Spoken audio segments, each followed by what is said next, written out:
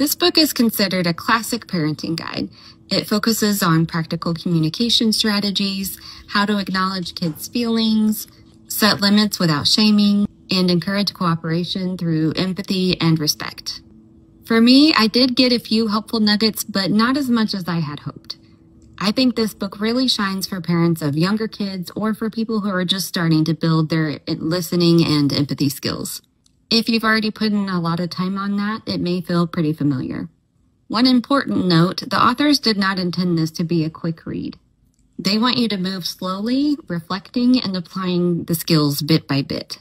That's why I'd recommend getting this one as a physical or digital book versus the audio so you can work through it at a slow pace. So in short, this one's valuable for some, but not a game changer for everyone.